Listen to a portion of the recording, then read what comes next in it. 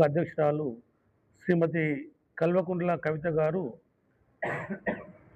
July 2వ తారీఖు నాడు ఉప్పల్లోని బాగాయత్ నందు తెలంగాణ ఉద్యమకారులకు సపోర్ట్గా ఉండడం కోసం వారికి ఏదైతే కాంగ్రెస్ గవర్నమెంట్ ఎన్నికలలో హామీ ఇచ్చిన విధంగా ప్రతి తెలంగాణ ఉద్యమకారుడికి కనీసం 250 గజాల జాగా ఇస్తామని ప్రకటించి అధికారంలో రావడం జరిగింది.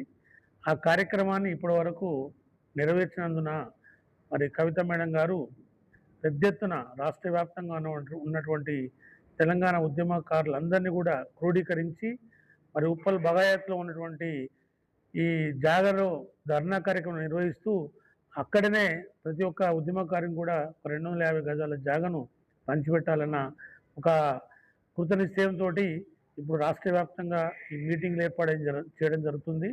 రాష్ట్ర వ్యాప్తంగా ఉన్నటువంటి అన్ని జిల్లాలోని ఉద్యమకారులను క్రోడీకరించడం జరుగుతుంది. అందులో భాగంగా ఈరోజు వరంగల్ జిల్లాకు మరి స్టేట్ ఆఫీస్ నుండి ఇన్ఛార్జిగా ఇచ్చేశారు రంజిత్ కుమార్ గారు. వారు ఈ సభను సక్సెస్ చేయడం కోసం ఈ తెలంగాణ ఉద్యమకారులను క్రోడీకరించి తీసుకెళ్లే ప్రయత్నాలు చేయడం కోసం రావడం జరిగింది. ఈ సందర్భంగా మరి కాంగ్రెస్ పార్టీ చేస్తున్నటువంటి అన్యాయాలను, వారు ఇచ్చినటువంటి మోసపూరితమైనటువంటి హామీలను ఎండగడుతూ మరి తెలంగాణ ఉద్యమకారులకు సపోర్ట్గా ఉండడానికి మరి ఉద్యమకారులే తెలంగాణ సాధనలో ముఖ్యం కాబట్టి మేము ముందుకొచ్చాం.